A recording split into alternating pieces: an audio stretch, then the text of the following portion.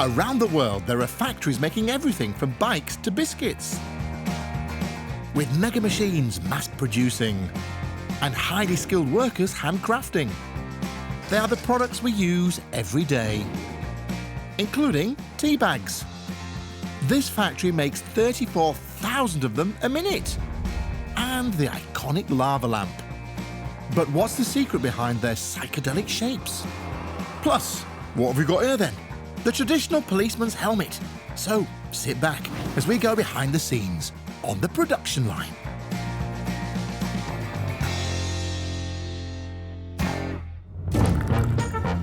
Tea. It's a drink enjoyed around the world. In fact, apart from water, we drink more tea than anything else. Which is why the Yorkshire Tea Factory needs to produce more than 9 billion tea bags a year just to keep up with demand. The history of Yorkshire Tea goes back to 1886. We're still a family business based in Yorkshire. The great joy of why we're successful is we blend many teas from around the world to make what we believe to be the best cup of tea. Yeah, it's interesting when you tell people it's made in Yorkshire. There's some really extreme views that they can't believe tea's grown in Yorkshire, and obviously it's not. Because as beautiful as Yorkshire is, the weather lends itself to drinking tea, not growing it. So Yorkshire tea is actually a blend of varieties sourced from estates in India, Kenya, and this one in Rwanda. Every type of tea comes from varieties of the Camellia sinensis, or tea plant. The tea leaves are hand-picked before being dried and shipped around the world. It's never changed since the 1970s. It is still the cup of tea that we made then. It's the quality of the product. We don't compromise. We ultimately want to make a brilliant brew. The first step is to choose which tea leaves to buy. And that means it's time to put the kettle on. Every day, hundreds of tea samples arrive at the factory from suppliers around the world. And it's up to a team of tea buyers to taste each one. I enjoy tasting tea. I know I taste hundreds of cups a day, but I still miss it when I'm on holiday. They choose the perfect combination to blend to get the signature Yorkshire tea taste. To be able to taste tea, you need to be able to train your palate. So it takes quite a few years to understand the complexities of tea, the origins of tea, the seasonality of tea, the good in tea, the bad in tea. Today, the team are putting together their finest blend, Yorkshire Gold. Yorkshire Gold is a blend of the top 10 tea estates in the world, of 3 origins that we've picked. Assam in India, Rwanda, which is rich volcanic soils, and Kenyan teas, again, very high altitude teas. The best tea estates include just the right combination of sunlight, humidity and well-drained soil, which is why tea is often grown on hills at high altitude.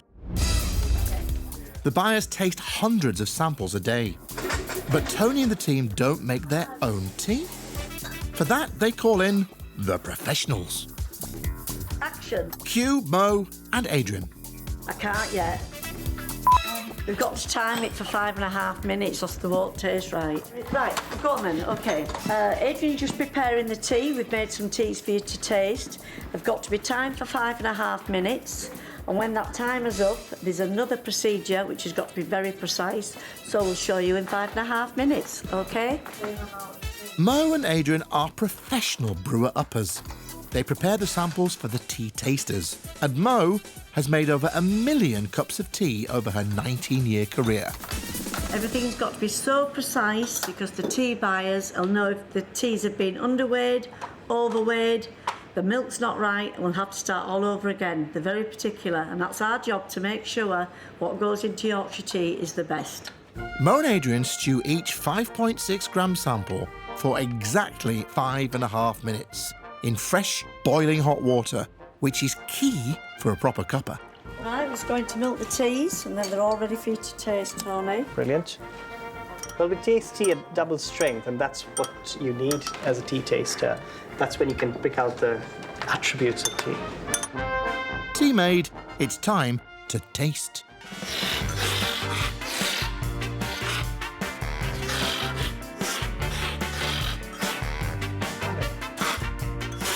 When you're tasting tea, you're taking a big slurp, and that's to ensure that you're spraying all your taste buds, and that's when you can pick out the flavors in tea that you're looking for. Very bright, isn't it? Yeah, good. Very consistent, the quality. Yeah, very brisk, good Yeah, brightness. yeah. We talk in a different language. If people are listening in, they think, we were just making words up. But, you talk in the tea language. So, you talk about briskness and, maltiness, and you talk about leggy leaf and loose leaf, and, that's how geeky you can get. Brisk flavours tend to be strong and bitter, whereas malty flavours are often thick and earthy. And after 2 decades of making what must be the world's biggest tea round, Mo's getting ready to take it easy. I've worked here for 19 years and I'm retiring in 4 weeks' time. It's time to put my feet up with a nice cup of Yorkshire tea at the end of the day, isn't it? Yes, I will be sad, but it'll carry on, I'm sure.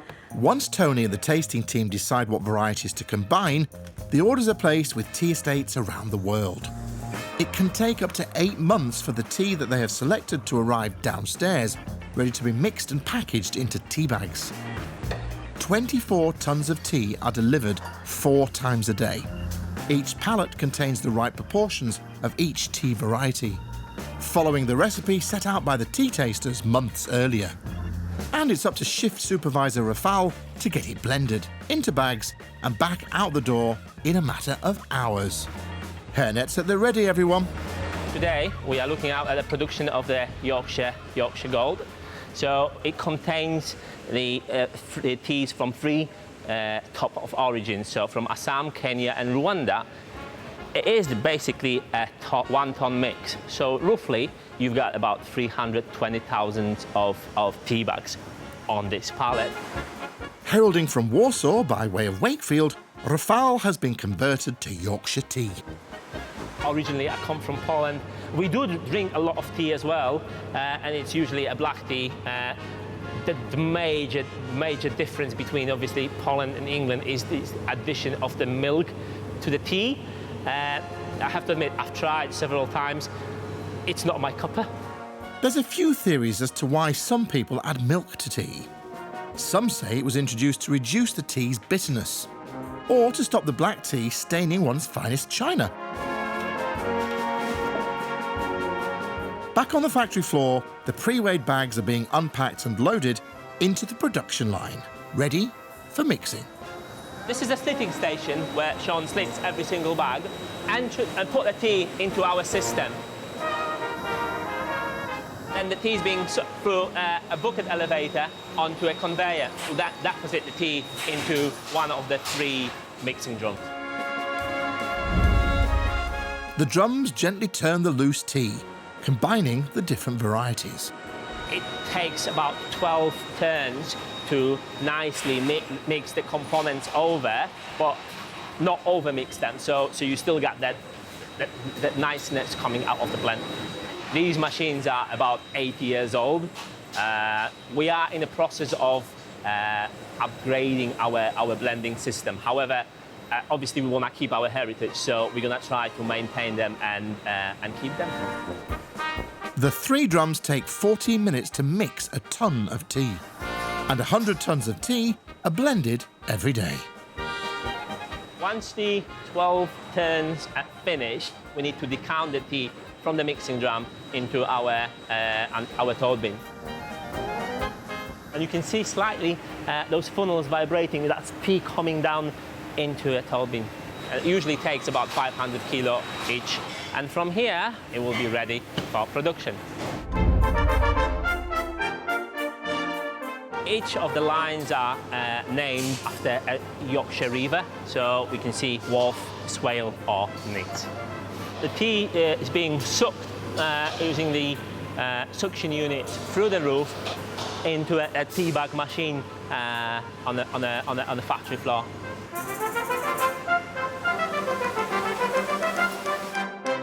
This is actually where the tea bags are produced. Behind me, you've got one of the tea bag machines. Each of them runs about 2,000 tea bags per minute. So overall, for the whole year, this site is capable of producing over 9 billion of tea bags. Yep, you heard him right. 9 billion tea bags a year. We've seen the tea coming into a factory.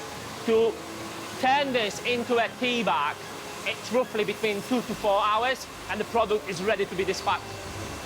What you see behind me is a tea bag machine. A rotating drum doses 3.1 grams of tea onto a sheet of perforated paper that's 3 kilometres long. The tea's then sandwiched between a top sheet and crimped together, sealing the tea inside before they're sliced into pairs. The next step is to get the 34,000 bags made every minute into boxes. It's a very interesting machine in terms of a lot of happening. So obviously this machine has to form a box on its own. So we've got the flat packaging being laid down on a machine, glue spots being applied on the cardboard, then it's pre-formed and it's awaiting for the product who comes in. It just takes 2.4 seconds to assemble and pack a box of 80 tea bags. Once the tea bag is inside, the box is being nicely closed and it's following the process. Each of the boxes will be lasered so customers know the product is fresh. Before being sealed up, the boxes are weighed and passed through a metal detector. Well, we wouldn't want any nasty surprises ruining tea time now, would we? This is one of our final critical control points. So every half an hour we pass 3 samples of ferrous, non-ferrous and stainless steel just to making sure that metal detector is working. Between the sacks of tea arriving at the factory and being shipped out as bags, the tea is tasted a minimum of 7 times.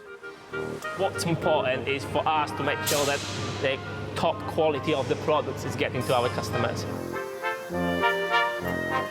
Whenever I go, and if I try a different tea, I definitely can sense the difference with my parents and friends.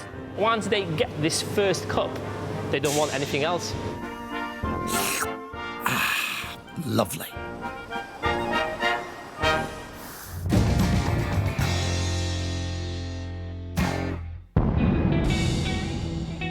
The lava lamp, a child of the swinging 60s. Its psychedelic shapes and colours have amazed and entertained ever since.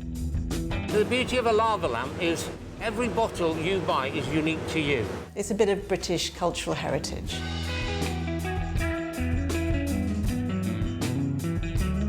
This ingenious invention uses a bulb to heat wax that rises and falls within an oil-filled bottle, creating some trippy shapes along the way. It's very analogue. I mean, you have to wait for an hour or more for your lava lamp to start working, which is lovely in this digital age. Now 55 years old, the iconic design is still made at the original Mathmos factory. They produce tens of thousands of lamps every year in almost any colour combination you can imagine. Today, they're producing the classic Astro model. But the glass bottle is actually made in another factory 200 miles away.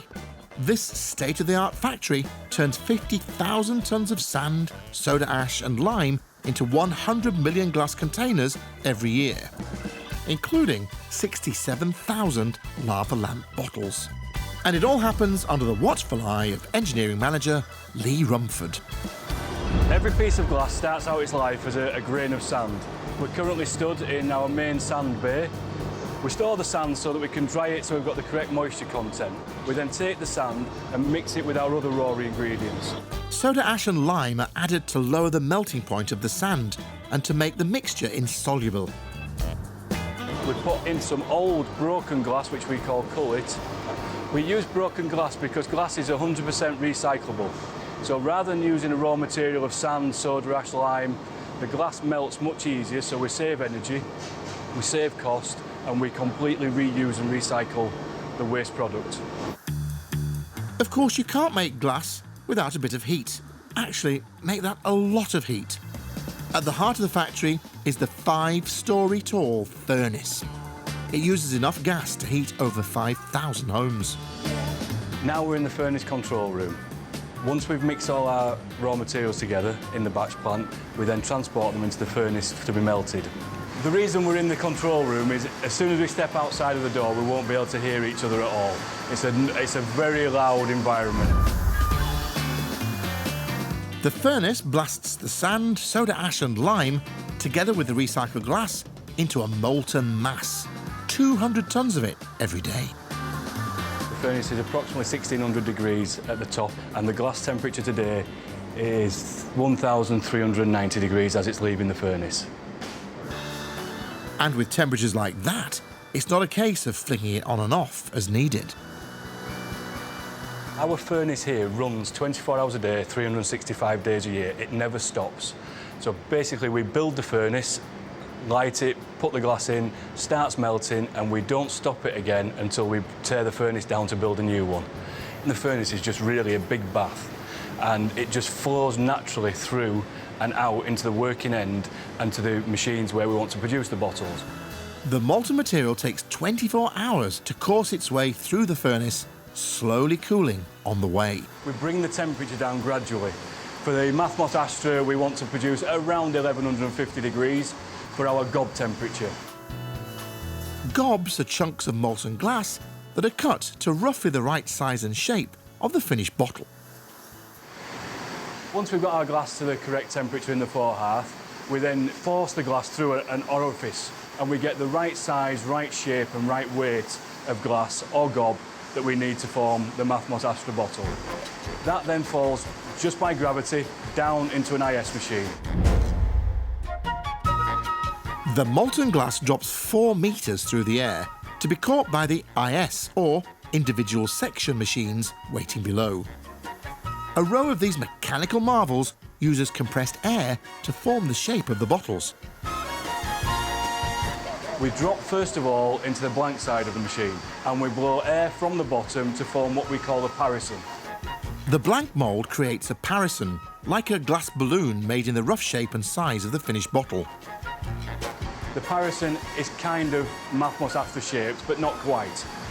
Then, once we've formed that shape, we open the blank mould, we take the parison over onto the mould side of the machine, and again using compressed air, we blow air inside the container to form the final shape. The second, more detailed mould creates the final shape of the bottle. All of the time that we're blowing air in there, we're cooling the container. As we're cooling, we're getting more strength and structural integrity to the container so it retains its shape. The process might look complicated, but it's not too dissimilar from traditional glass blowing. For all intents and purposes, an IS machine is just a mechanical glass blower. So instead of having a guy blowing a long tube of glass, we have a machine blowing the glass instead. Exactly the same principle, just slightly more scientific and a little bit more technology involved now. It takes just 15 seconds to form a bottle, and the 8 IS machines can turn out up to 30,000 bottles a day. But the tricky part is making sure each one meets Mathmos exacting standards. The Mathmos Astra bottle is quite unique. Because they're using it as a lamp, the quality and clarity of the glass is very important. It's not such a difficult shape to make, but it's very difficult to make sure we maintain the high quality that's needed.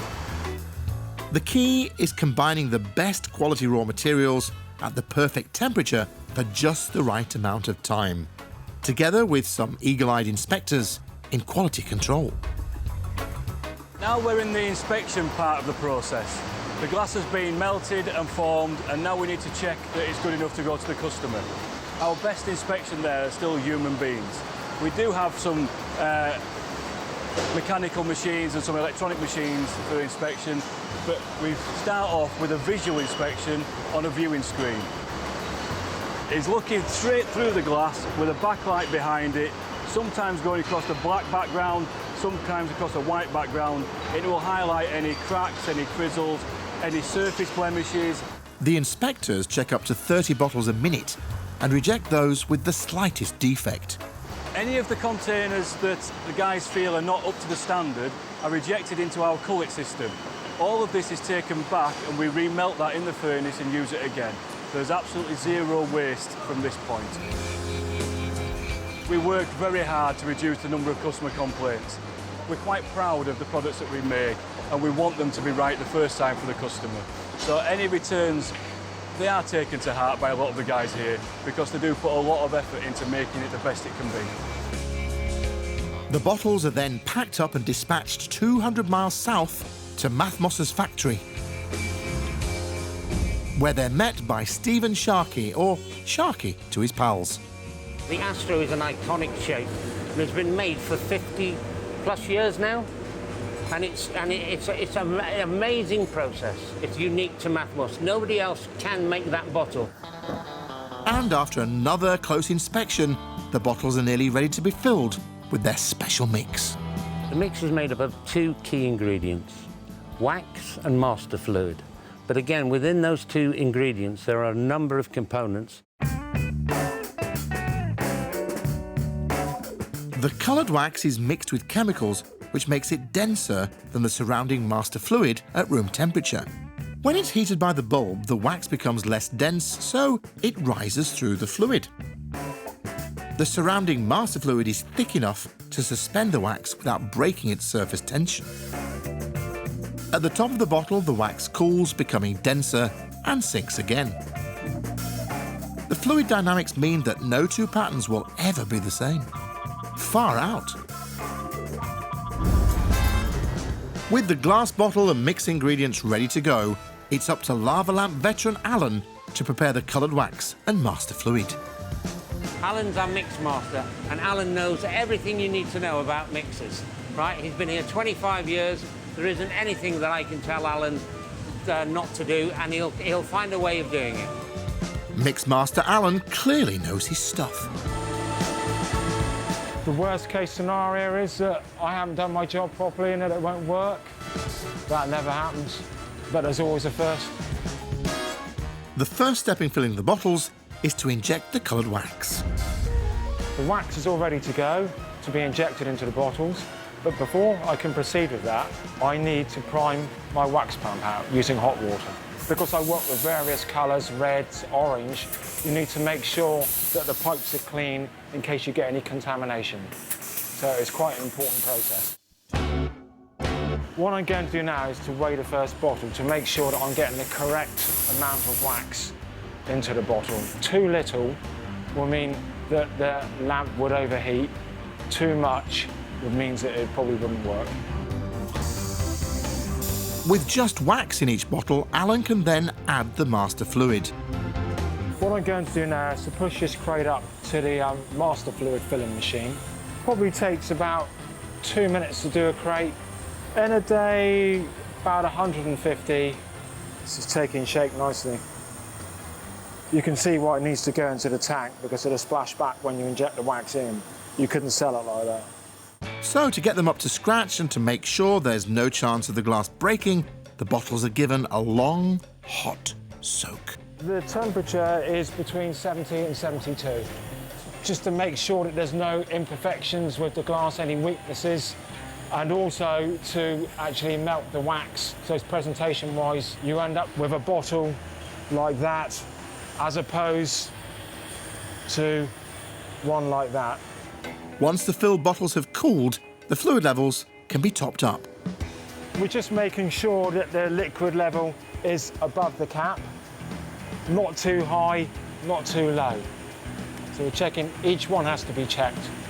The threads on the bottle have been cleaned, and the next process is to glue the caps onto the bottle. For safety reasons, so no one can drink the contents. I've just got to connect my windy gun to the airline. What this does is screws the cap down tightly on the bottle, so no one can undo it. With the bottles filled and the safety cap added, it's time for testing. From here, I will put a certain amount on test. I test them for up to probably 8 hours, 7, 8 hours, just on the day, all day. I've tested some for a year just to see how long they'd last. For a year, yeah, it worked perfectly fine. I've never had a batch fail, but if I did have a batch fail, then I'd have to quarantine that and do some investigations to see where I went wrong. But that has never happened. After testing, the bottles are given a final polish before being packed with an aluminium base and shipped out. Ready to turn on, tune in and drop out.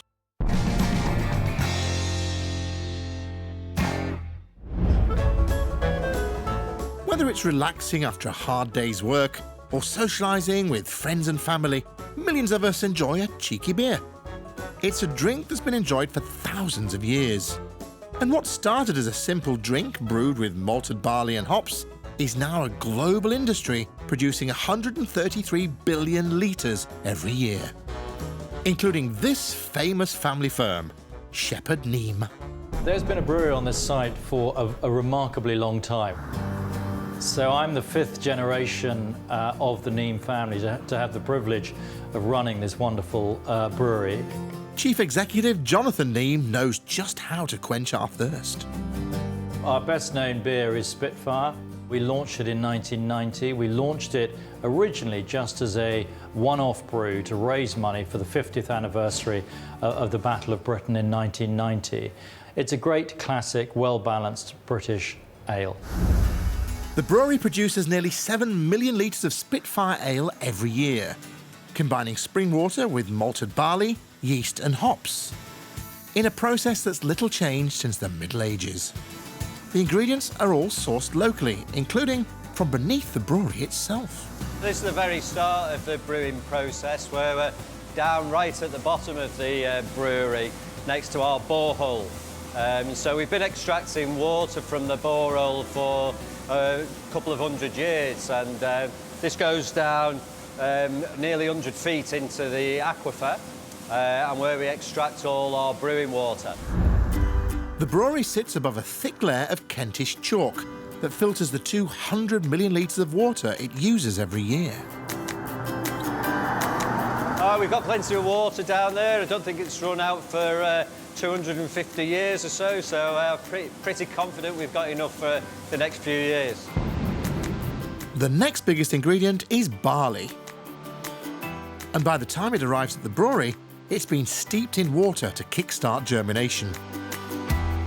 Now known as malt, this is where the sugar that'll eventually become alcohol comes from.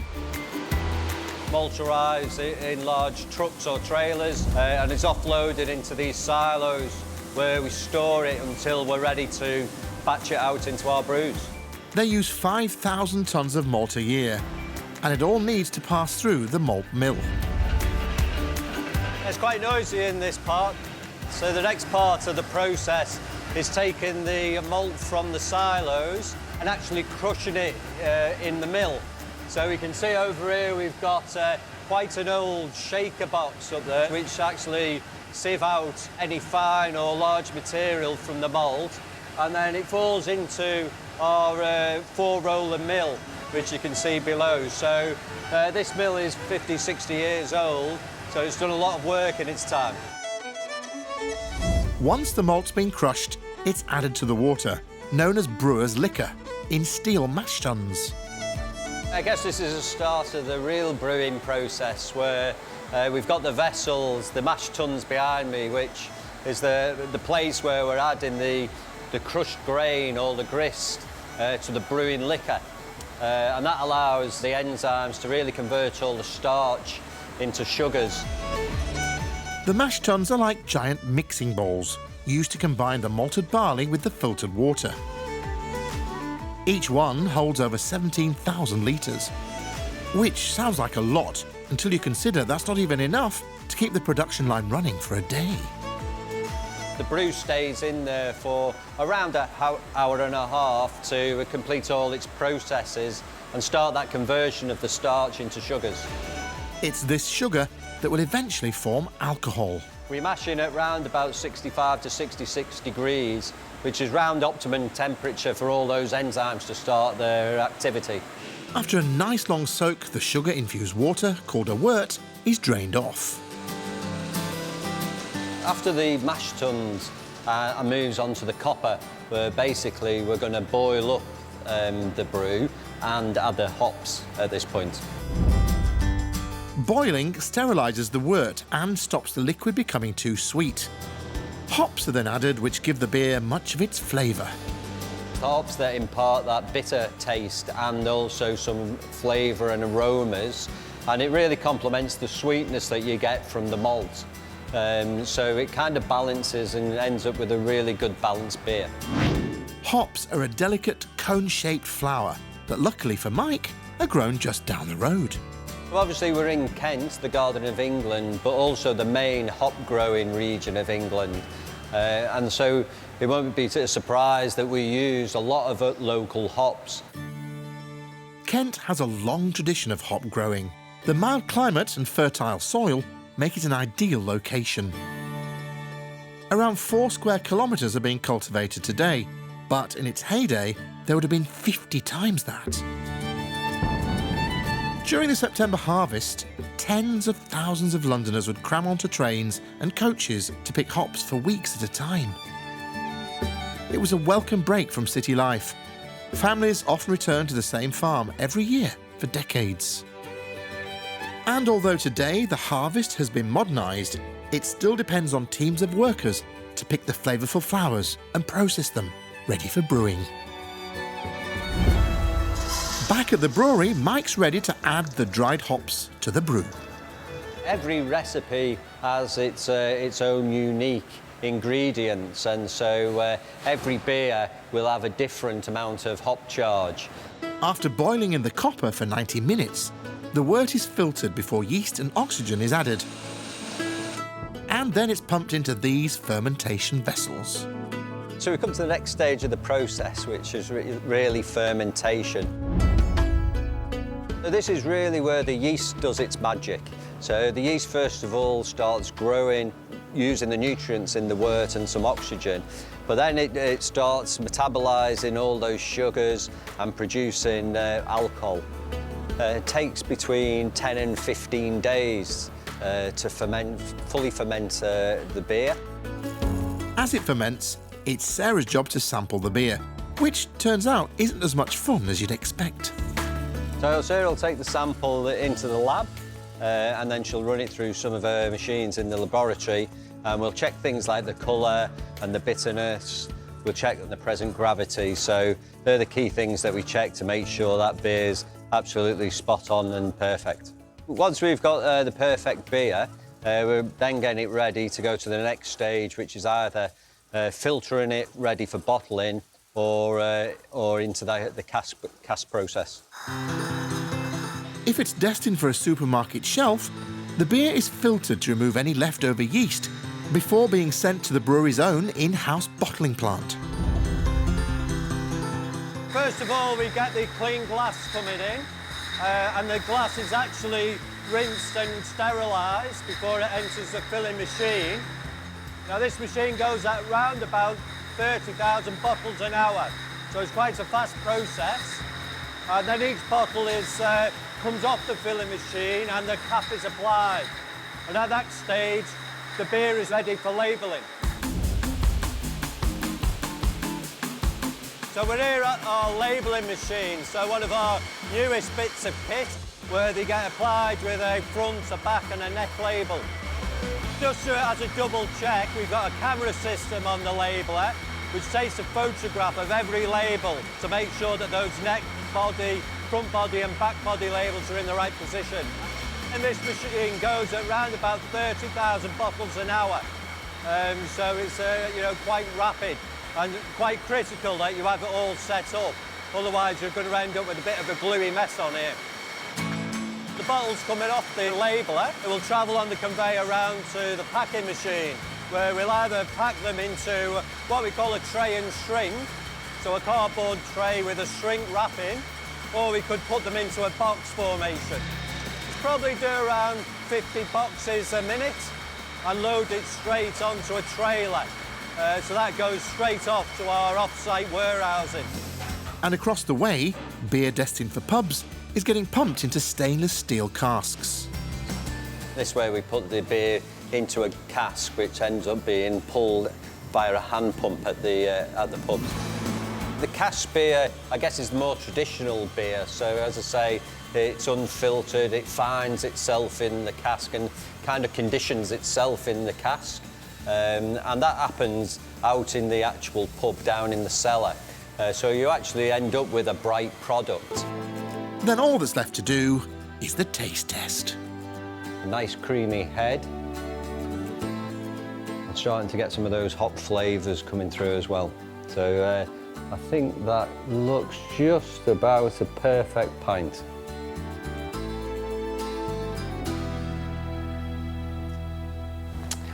Spot on. Cheers.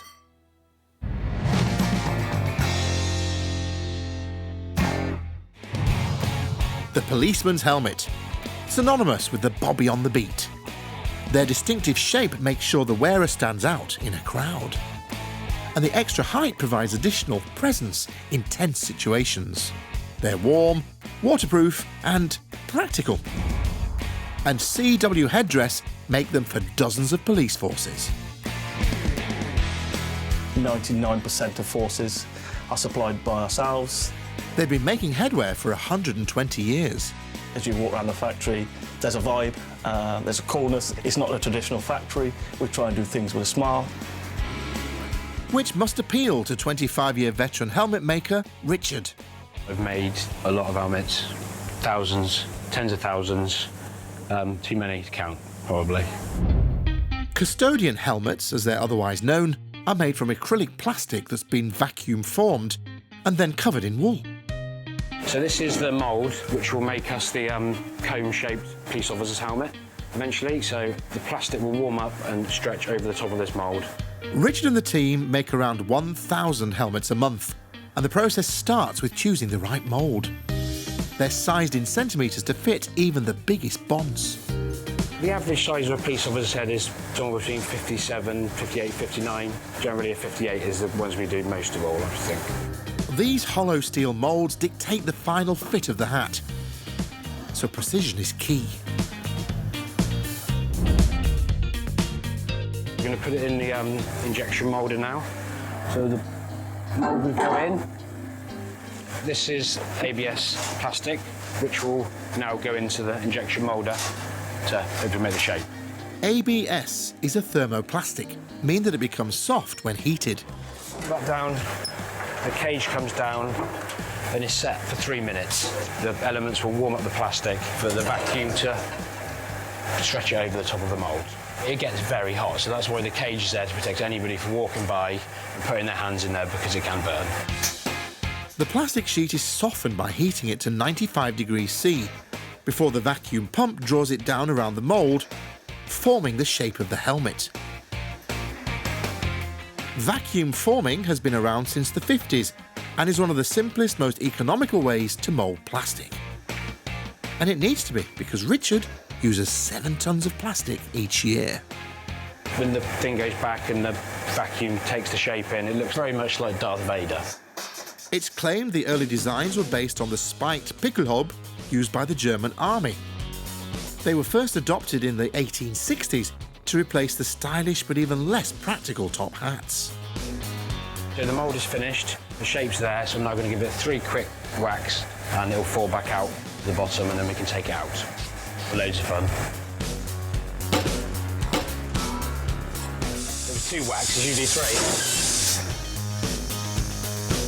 The helmets were originally made from cork, but increased public disorder in the 1970s spurred the change to hardened plastic, which offers much better protection.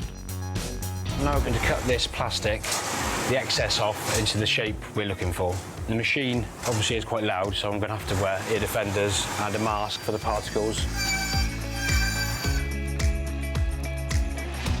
This is a sanding bout, so I will sand the edges off with that and then score off whatever's left with a knife. Once the plastic's been trimmed, it's time to fit the wool cover. So now I'm going to apply rubber glue to the cover. This is wool felt. It's a stretchy material. And whilst the glue soaks into the wool, Rich attaches a strip of foam to finish the shape of the cone. So now I'm going to apply some different glue to the comb, which will attach to the top of the helmet. The strip will form the cock's comb on top of the helmet. It's a design little changed in 100 years. Once the glue's been absorbed, the wool cover is steamed to loosen up the fibres, ready for fitting. So it goes nice and supple in the steam. Then I'm going to put a slip coat of rubber glue on top, all over the top of the helmet. It just makes it easier to position the cover if there's some glue on the top like this. And then I'll grab the cover, put it on like so, and put it into position. Heating the felt in the steam just makes it supple, so when I position it on top of the helmet and I want to put it over and cover it, it just makes it easier to move around and I can stretch it. I'm going to obviously leave it to dry for a little bit, and within half an hour to an hour, you'd have to really try hard to rip it off. With the wool cover well and truly stuck, it's time for some final shaping. This tool is called a bone, and I will be boning the shape into the edge of the helmet. So taking all the bubbles out and the creases to put the comb into shape and around the edge of the brim, and just pushing all the bits of felt in there. It's pretty skillful, because if you move this in different directions or you don't get it just right, you can put a crease, or you can push the bubble into a fold, so you'd have to take the cover off and recover it. And then I'll be trimming off the excess. In a day, we'll probably complete 150 to 200 helmets, the whole complete covering process. There you go, Cheryl. Thank you. So this is Shirley, and she's been working here 22 years, nearly as long as me, Cheryl. Yeah. Once the cover's been fitted and cut to size, a decorative trim is added to the edge. Then it's time to add some bling. So I'm going to fit the bat swing vent onto the top of the comb now. So using the pillar drill, hole will go in there, and then push the prongs through, push the back down. 50% of the helmets we make have got these tops on. The other 50% are different top. There's a few other little bits and bobs we put on top of different styles, but it's mainly this one and another probably. One thing all the helmets need is ventilation. Okay, so for now we're putting the side ventilation holes in with eyelets. So stamp the holes in, and then drill the hole, and then this little machine here will push the eyelets in to make the tidy ventilation holes inside. Because it's quite a heavy object on top of your head, and obviously if you're wearing it all day, you probably just need that bit of circulation of air from the top of your head. Weighing around the same as a bottle of milk, wearing one for a 12-hour shift is no mean feat. The next part is we're fitting the inside brow, which is the comfort thing for the head. The brow is a web of nylon straps that suspends the helmet above the wearer's head.